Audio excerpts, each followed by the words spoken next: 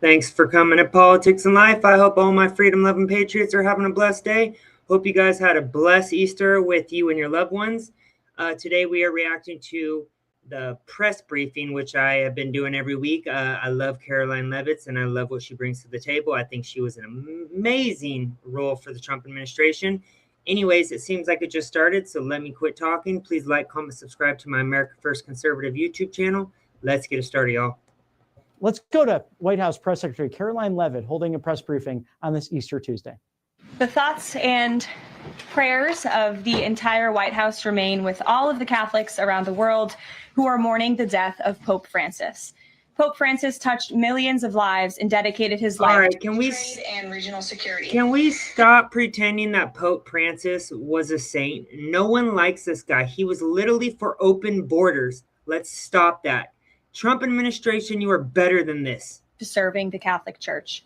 As a mark of respect for his memory, President Trump ordered flags be flown at half-staff, and he will be traveling to attend his funeral in Rome. The president will depart from Washington on Friday morning and return to the United States on Saturday evening following the funeral service. I can also confirm the dates of the president's trip to the Middle East. He will travel to Saudi Arabia, Qatar, and the United Arab Emirates from May 13th until May 16th. And on Thursday of this week, President Trump will welcome Norwegian Prime Minister at the White House for a working visit. The two leaders will discuss trade and regional security. This will be the 13th head of state visit of President Trump's term already. At the border, President Trump continues to deliver on his promise to make America safe again. The Wall Street Journal captured the Trump effect in a recent article. Border crossings grind to a halt as Trump's tough policies take hold. U.S. Customs and Border Protection recorded its lowest southwest border crossings in history in March, and we're seeing the same successes at our northern border. Here's how the New York Post put it. Northern border sector previously overrun by illegal migrants sees dramatic... I'm not going to pause it as much as video, but we had record low border crossings this past month. Record low. The past administration said we had to pass bills through Congress in order to even secure the border. That just shows that the Democrat Party are scumbags. They think we are stupid. Trump did it through executive order. He didn't even need to pass a bill, and our border is closed, guys. That right there is a huge success in my eyes. Dramatic drop in crossings. We haven't seen anyone since November, end quote. According to U.S. Customs and Border Protection, just 54 illegal aliens were apprehended in the Swanton sector of our northern border, which stretches more than 300 miles in March. This is a drastic 95% drop from the more than 1,000 border crossings that were caught in March 2024.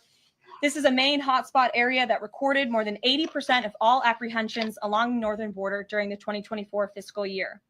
And new reporting from the Washington Times fully highlights the difference in Joe Biden's disgraceful approach to the border compared to President Trump's. Under Trump, border catch and release has dropped 99.99% from worst Biden month. You can't get much better than that. This statistic in particular is astounding.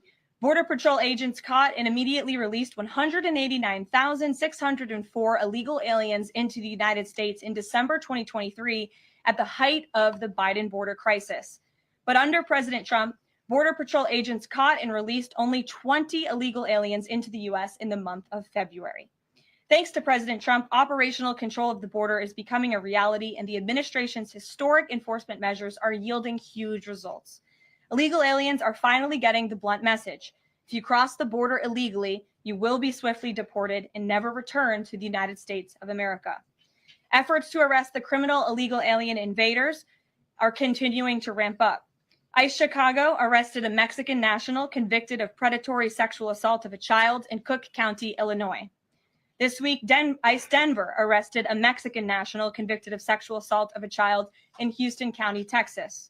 ICE Miami arrested a Nicaraguan convicted of aggravated battery in Hillsborough County, Florida.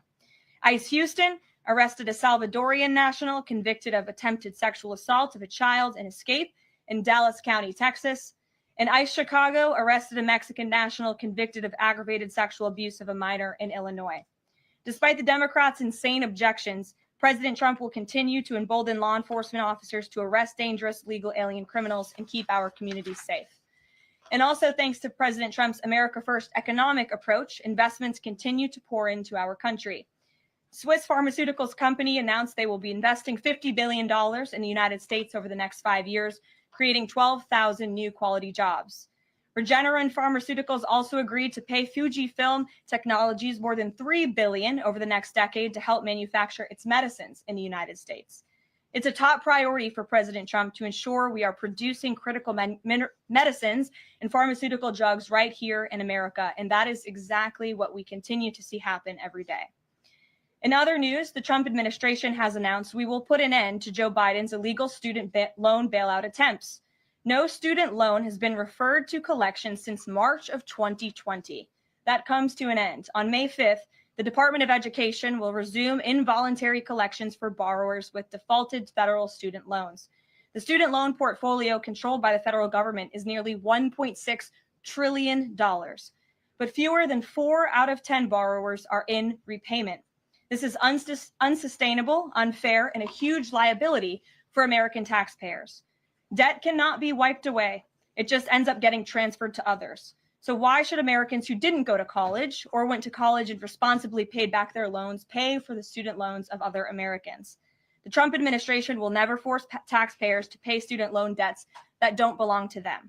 Student loan borrowers need clarity, and we're finally giving it to them. Yeah, and that goes against the Democrats' stupid talking point. They like to say that you got to abide by the courts and what they say. Yet, the Supreme Court shut this down, and the Democrats even said it was illegal to forgive student debt. Yet, the last administration, following with the Democrats, did that exact thing. So the Democrats, again, they always just talk, but do the opposite.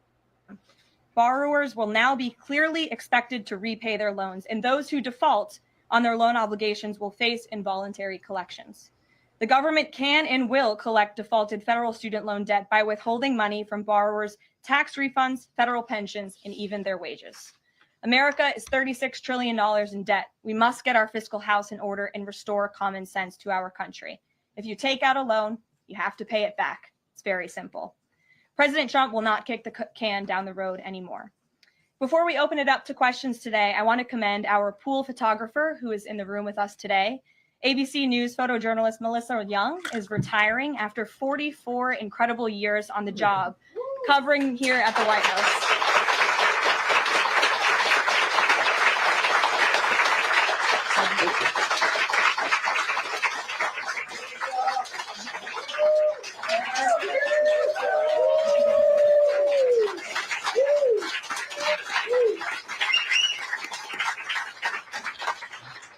Melissa, congratulations. You have the largest round of applause I've ever heard in this room. So there's something we can all agree on, and you've had an incredible career here covering the White House. So congratulations to you, and we hope you enjoy retirement. I'm sure you will. And everybody else in the room will be very jealous of you as you're enjoying your rest. All right, let's get to it. We have an individual in our new media seat today. His name is Tim Pool. He's a political commentator and a media entrepreneur with millions of followers, a very big platform. Currently hosts Timcast IRL, a daily news and discussions show, and The Culture War, a weekly podcast exploring cultural and political issues. His programs feature in-depth conversations on topics such as free speech, censorship, identity politics, and societal change, often engaging with a diverse range of guests. He's in Washington today because we are also hosting a local media row across the street in the Eisenhower building, which is a testament to our commitment to bring new voices into the White House to cover the president and this administration. So, Tim, why don't you kick us off today? Yes. Many of the news organizations that are represented in this room have marched in lockstep on false narratives, such as the Very Fine People hoax, the Covington smear, and now what's being called the Maryland Man hoax, where an MS-13 gang member adjudicated by 2 different judges, I believe, is just simply being referred to as a Maryland man over and over again. Now, in an effort from the White House to expand access to new companies, you've created this new media seat. So I'm wondering if you can comment on, following this expansion, you've had numerous outlets disparage the companies that you've had sit here, as well as the reporters. I'm wondering if you can comment on the unprofessional behavior, as well as elaborate if there's any plans to expand access to new companies. Sure. Well, we certainly welcome diverse viewpoints in this room, which is one of the reasons we have you in here. And there's many new faces in this room in comparison to the previous administrations. We want to welcome all viewpoints into this room. We welcome unbiased journalists who really care about the truth and the facts and the accuracy. And you rightfully pointed out the Maryland man story, which I, from this podium, when The Atlantic published it on that very first day, I came to this podium and said, this is wrong. The press in this room have this story wrong. And we have seen more and more evidence come to the table that we have had all along. We were always right. The president was always on the right side of this issue to deport this illegal criminal from our community. And it is despicable to see the media continue to refer to this individual as someone who is just a peaceful man living his life in Maryland. This was and always has been an illegal criminal, an MS-13 gang member, and a designated foreign terrorist. And the administration maintains our position to deport these individuals from our community. So thank you for being here, Tim. It's great to see you. Thank you. Dasha, why don't you kick us off? Thank you, Karoline. You're welcome. I really appreciate it. I have two questions, one on the Pentagon and another on the economy. You said on Fox News that the entire Pentagon is working against Secretary Hegseth, but the people who were fired were Hegseth's own guys. So how do you square that, and what do you say to concerns that that's bad management? They were Pentagon employees who leaked against their boss to news agencies in this room. And it's been clear since day one from this administration that we are not going to tolerate individuals who leak to the mainstream media, particularly when it comes to sensitive information. And the Secretary of Defense is doing a tremendous job, and he is bringing monumental change to the Pentagon. And there's a lot of people in this city who reject monumental change. And I think, frankly, that's why we've seen a smear campaign against the Secretary of Defense since the moment that President Trump announced his nomination before the United States Senate. Let me reiterate, the president stands strongly behind Secretary Hegseth and the change that he is bringing to the Pentagon, and the results that he's achieved thus far speak for themselves. Is there an FBI investigation into the leaks? The secretary said that these people would be prosecuted. So is the FBI investigating? You have to ask the FBI, you have to ask the Department of Justice on what they plan to do, but certainly we take leaks with the utmost seriously across this administration. You've seen people fired from the Department of Homeland Security. The president has made it clear it's an unacceptable behavior. On the economy, Karoline, Peter Navarro. The liberal press corps will never mention this, that the fact that there is a 99% reduction in border crossings. I just want to reiterate how crazy that is in just a couple months. 99% border crossings are down, folks. That's amazing. Said that it's perfectly possible to do 90 deals in 90 days. We haven't seen one just yet. How soon might we see a deal, and what evidence can you share that progress is being made in these trade negotiations? Sure. Well, I spoke to our entire trade team this morning. There is a lot of progress being made. We now have 18 proposals on paper that have been brought to the trade team. Again, these are proposals on paper that countries have proposed to the Trump administration and to our government. You have Secretary Bessent, Secretary Lutnick, Ambassador Greer, NEC Director Hassett, and Peter Navarro, the entire trade team, meeting with 34 countries this week alone. We are moving at Trump speed to ensure these deals are made on behalf of the American worker and the American people. And just yesterday, it seemed to get a little bit lost in the news, and I think it's a disservice to the American public that it did. The vice president announced terms of reference for a trade deal with India. That is a big deal. We know when we look at the numbers, the monetary trade barriers and the non-monetary trade barriers from India, they have been ripping off the United States and American workers for a very long time. So the fact that the vice president with Prime Minister Modi on that trip in India announced these terms of reference, which is essentially a framework to move the ball forward to sign a good trade deal between our two nations, is great progress. And it speaks to the work ethic and the real labor that's being put into this effort by the president's trade team. Sure. Go ahead. The proposals that you talk about, is that enough to extend the pauses on these reciprocal tariffs, or does the president need to see, these deals inked and signed to offer any sort of additional extension beyond the 90 days? Well, look, ask me. Hey, Melissa, I hope you're having a great day. In July when the deadline hits. I know I'll be answering those questions from all of you in this room. There's a lot of time left, and the president's trade team is working again at Trump speed as quickly as they can to ensure that these deals can be made. Are any of those conversations yet with China happening? I actually do have something to share on that. I asked the president about this before coming out here, and he wanted me to share with all of you that we're doing very well in respect to a potential trade deal with China. As I mentioned, there have now been 18 proposals in more than 100 countries around the world who are wanting to make a deal with the United States of America. And the president and the administration are setting the stage for a deal with China. So we feel everyone involved wants to see a trade deal happen, and the ball is moving in the right direction. Sure. Setting the stage for a deal with China, what does that mean? Has the president spoken directly with Xi yet?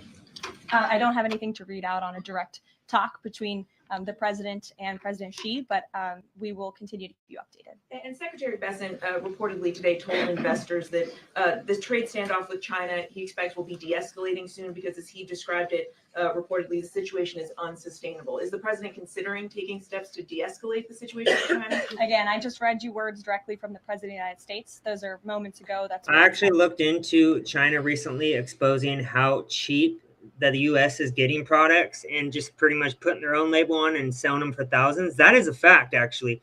I wouldn't buy anything from China, but it looks like that is true. I've been looking, I was searching this morning for at least an hour on TikTok. A lot of people are buying like name brand stuff that would cost thousands in the U.S.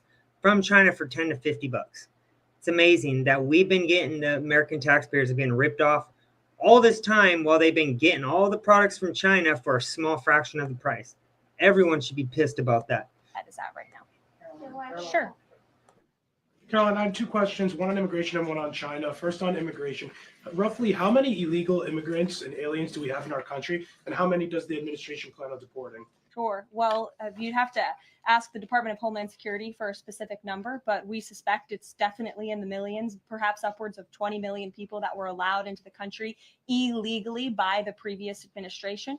And the president and his team are focused on deporting as many as we possibly can. And they are moving as quickly as possible. The president's team has made it clear we need more funding from Congress to do more. We need more ICE agents out on the ground doing this very important work. And we also need rogue district court judges to stop acting as judicial activists, trying to block the administration from deporting illegal criminals from our nation's interior. The American public elected the president to do this, and he's following through with that promise. And we have over 250,000 Chinese nationals in our country right now on student visas. Does the administration believe there's any national security concern when it comes to those over 250,000 Chinese nationals in our country? Well, as you know, when it comes to foreign visas, the Secretary of State has. That's true, Melissa. Yeah, it seems like we have, the Americans consumer, are being ripped off the whole entire time, while all of the big corporations have been getting everything from China for like a 20th of the price. It is amazing. Right to revoke visas of those who we feel are acting in a adversarial way to our foreign policy interests here in the United States. He has that authority according to the Immigration and Nationality Act. So I would defer you to the State Department for any individual case, but they are looking at individuals who are given the privilege of being on a visa in our country. And if they are acting, again, adversarial to our foreign policy interests, their visa can be revoked, and they should be aware of that. Sure. Go ahead. Yes. I'm calling on you. Thank you, Caroline. You're welcome. Over the last few weeks, several countries have warned their citizens about travel to the U.S., and the Department of Commerce's own stats know that from a lot of countries, the number of visitors is falling. Does the White House have any message for people that might be reconsidering business or tourism travel to the U.S.? Where did you see that report? With the statistics coming from the Department of Commerce. Said what? It's hard to hear you. Sorry. That visitors from a lot of countries have fallen in the last 3 months. I'd have to look at that report to comment on the merits of it. I think most people around the world recognize the United States of America is a great place to do business. It's a beautiful place to visit, and they should certainly come here because it's a much safer country than it was 4 years ago under the previous president. Libby, good to see you. A question about this upcoming announcement from HHS to ban food dyes. During the first week of the administration, the FDA announced that it's pulling its plan to ban menthol cigarettes. So two questions for you. How do you square a ban on menthol cigarettes being pulled and then announcing this ban on food dyes. And then how does the president feel about this upcoming ban that RFK is going to announce? Sure. Well, look, the Secretary of Health and Human Services, the president nominated him because he trusts him to make this country healthy again. It's not just a slogan. It really is a movement that has broken ground across the country. There's millions of people who believe in RFK Jr., Secretary Kennedy, and what he's doing. I don't want to get ahead of HHS with this historic announcement later and the details of it, but obviously the secretary feels that he has reason and evidence to announce the ban on artificial dyes later, and I'll let him speak to that this afternoon. Phil. The president started the process of reclassifying more than 50,000 federal employees as Schedule F. We've already seen him march through a number of government agencies. I'm curious, should we expect mass firings, or is this a case-by-case approach, a scalpel or a sledgehammer? Well, look, as you saw on Friday, the president put out a statement about it. The Office of Personnel Management reclassified workers. They're now called Schedule Policy/Career.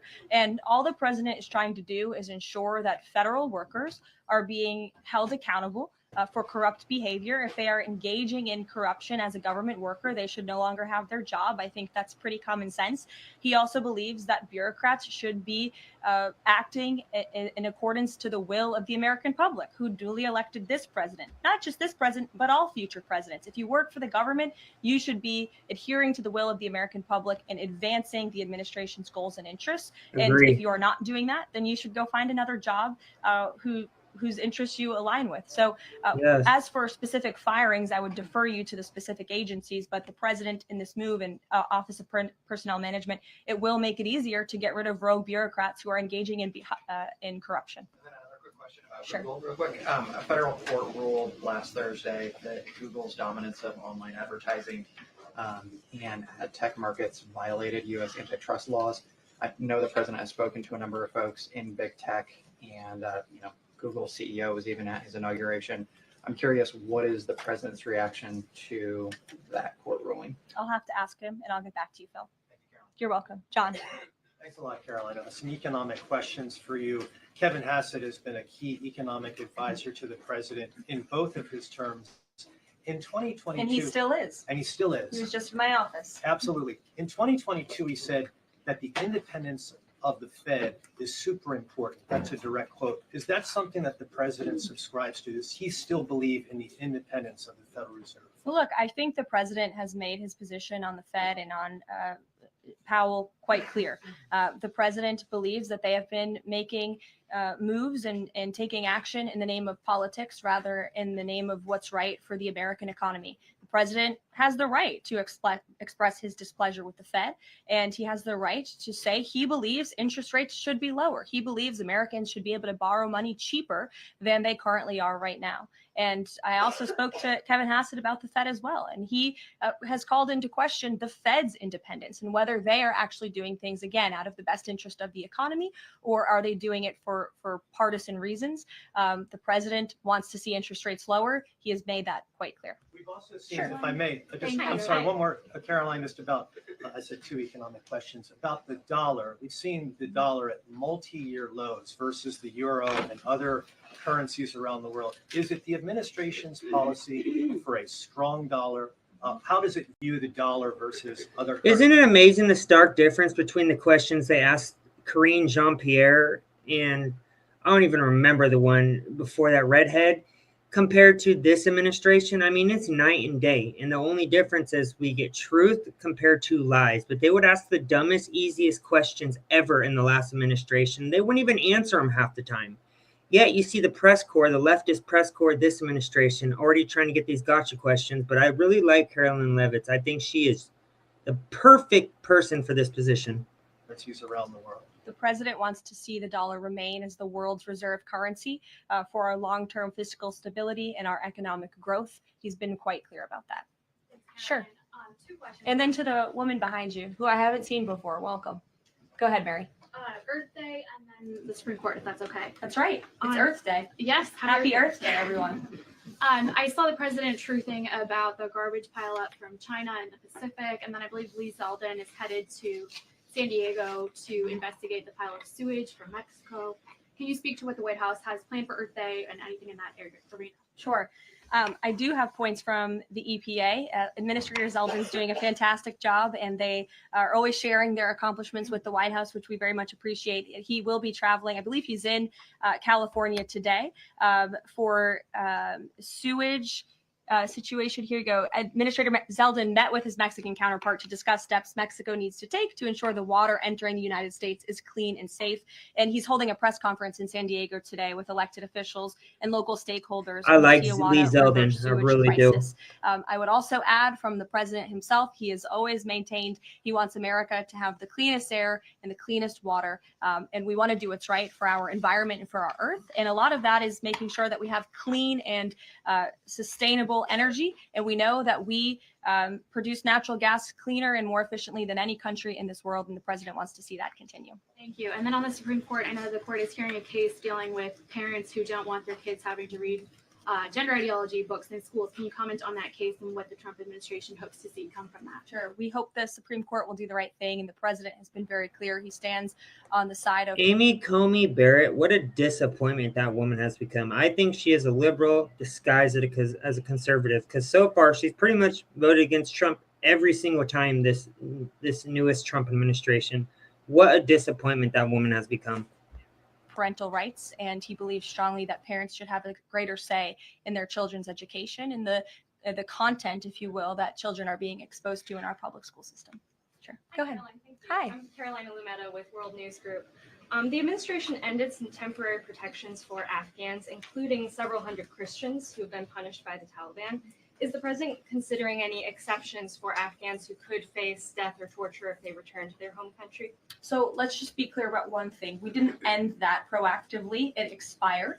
And it's because the previous administration illegally paroled millions of people, or hundreds of thousands of people, into the country, and then gave them temporary protective status, which again is a temporary status. It's not a permanent status in this country.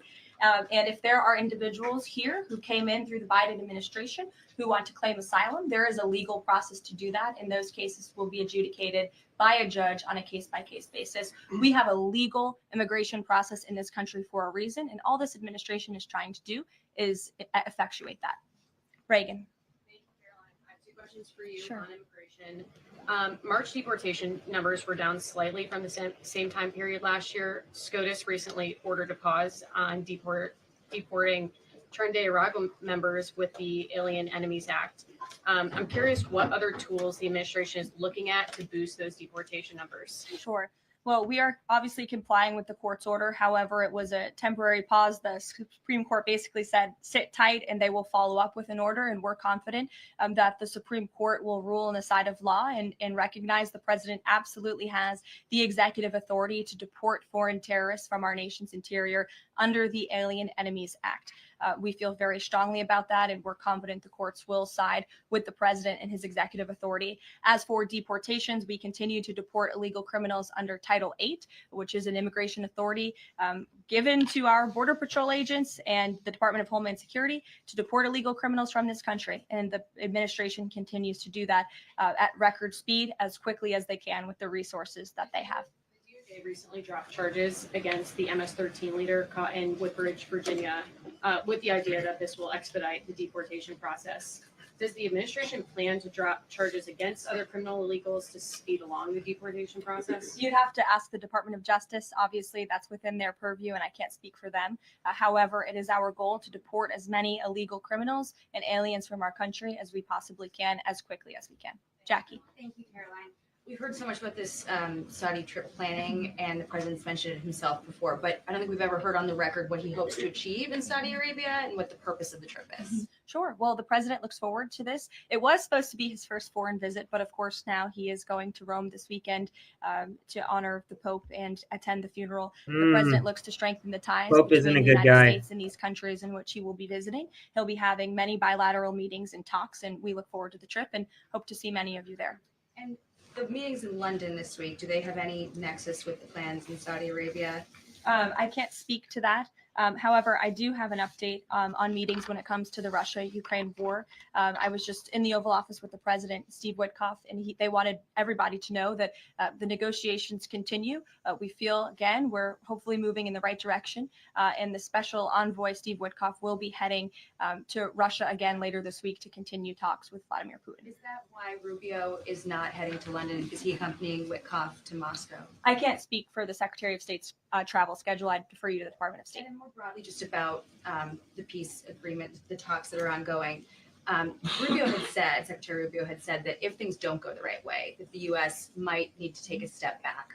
What does stepping back look like? Is that a step back from brokering peace, or would that imply a broader withdrawal from U.S. support for Ukraine and the war?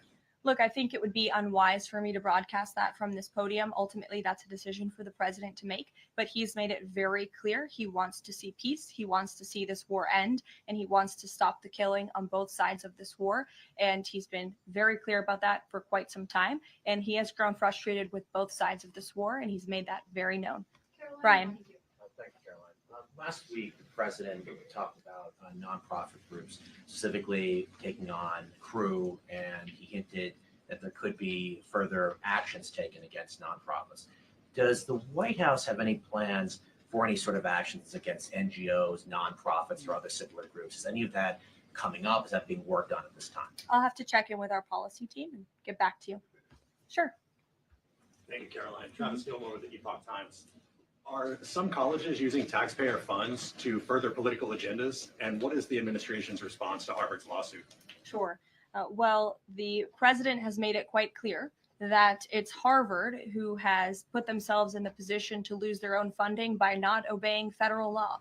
And we expect all colleges and universities who are receiving taxpayer funds to abide by federal law. It's quite simple. And the president made it clear he's not going to tolerate violations of federal law. He's not going to tolerate illegal harassment and violence towards Jewish American students or students of any faith on our campuses across the country. And so we will be responding to the lawsuit in court. And again, it's quite simple. If you want federal dollars, obey federal law. It really amazes me these days that these world-renowned colleges, once world-renowned colleges, are now just indoctrination centers for children or young adults, as I could usually say. But we should just stop funding all of these colleges. You want to teach Marxism, you want to indoctrinate kids, you don't need any funding. Find your own funding. It's disgusting the stuff they are teaching these kids these days in colleges. Follow up on China. Any response to reports that China is targeting U.S. trade allies with potential retaliatory measures for supporting U.S. agendas? I think the numbers and the sheer number of countries that have reached out to the United States and reached out to this administration to cut good trade deals speak for themselves. The entire world knows that they need the United States of America and they want to do business here. And so we'll stay focused on cutting good trade deals on behalf of the American worker. Stephanie. Thank you, Caroline. Can you give us any additional details from the president's call with Netanyahu today? I did speak to the president about it. It was a good call. They spoke particularly about Iran and the negotiations that are underway with Iran and the United States. And the president has made it very clear repeatedly, but I'll reiterate, there is no daylight between the United States of America and the state of Israel. He stands strongly behind our ally. He's made it quite clear when it comes to Iran that we want to see a deal, and Iran has a choice to make. But the president has also made it very clear, and he reiterated that in his call with Prime Minister Netanyahu today about the need for Iran to never obtain a nuclear weapon. I do have one more bit of news that I would like to share with all of you. Just give me 1 second to find it. And it's in regards to the terrorist attack that took place in India earlier today. The president has been briefed by the National Security Advisor, and he's being kept up to speed as more facts are learned.